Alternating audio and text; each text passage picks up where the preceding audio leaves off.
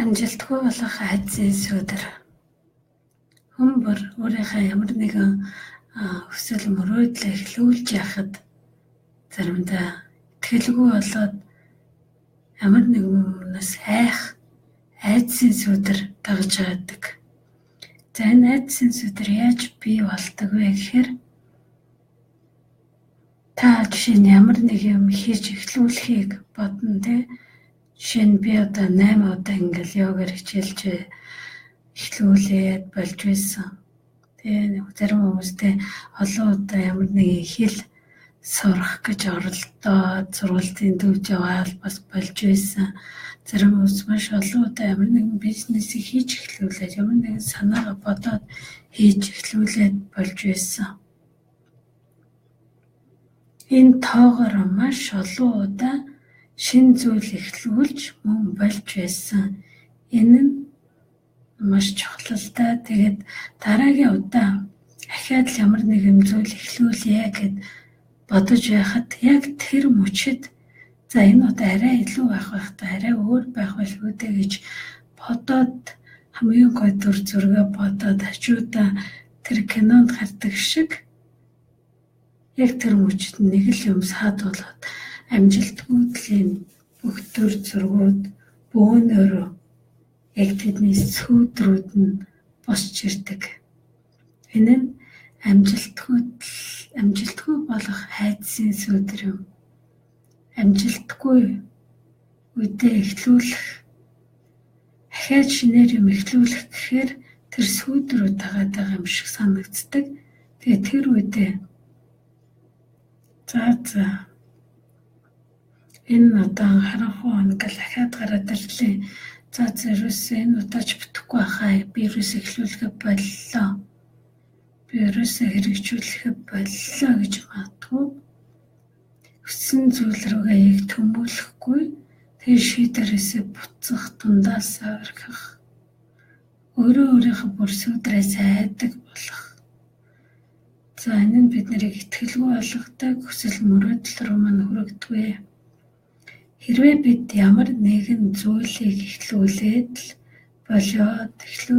болдог бол дуустал нь явахгүй. Тэгээ хамгийн том маш сөрөг зүйл нь юу вэ гэхээр бид нэр өөртөө ямар нэгэн зүйлийг эхлүүлээд дуусгахгүй орхих тийм л зуршлын үрийг суулгаж ийн гэсэн үг. Зуршлын үр тэр нь бидний зарим сүүдрүүд үлдсэн байгаа. Тэгээ дахиад тэр зорилгыг ямар ч хүсэл мөрөөдлөө эргээд хандах үедээ сүүдрүүд нь дахиад босоод ирдэг. Энэ үедээ дахиад тэр сүдрээс айгаад буцах уу байх уу гэж шийдвэртэй гардаг. За иймээс энэ сүдрийн талаар сайн мэдчих хэрэгтэй. Энэ нь болохоор зүгээр өмнөх бүтэлгүйтлүүдийн мань төр зургууд юм аа. Нэг бол энтэйгээ ажиллаж болно, нэг бол үнийгээ тоохгүй ч болно те. Ахаад бүтэхгүйтэй гэж бодох хэрэггүй. Энэ сүдрүүд мань зүгээр байнга дагж байдаг аа. Энэ зүгээрээ тэгээд энэ талаар өөрийнхөө те найз нөхөд өөрийнхөө хүүхдүүдтэй ярьж хэлж явах хэрэгтэй. Ягаад гэвэл ямар нэг юм эхлүүлэхэд өмнө нь ингээд юм бүтлгүүдлийн маань төр зураг маань ингээд тагаа чамд цаад болох гэж оролддгоо гэдгийг зүгээр тайлбарлаад мэдэх юм бол бид өөрийнхөө итгэлээ өөрийнхөө энэ нурам зэрэг хатгалж хөдөлтөж чадна. За энийг давамтуулж чадна. Хэрэг танд энэ талаар таны энэ найдсын төр зургийн сүүдрүүд дагж байгаа юм шиг үүнтэйгээ ингээд бүр ярьж байгаа юм шиг мөртлөө тэгээд энэ төр зураг нь таныг нөгөө өөртөө итгэлтэй тэр төр зураг руугаа очиход саад болж байгаа бол та миний тасгалжуултан дээрч энэ талаар илүү дэлгэрэнгүй мэдээлэл авч өөрийгөө илүү таньж мэдэрэй гэж урьж байна.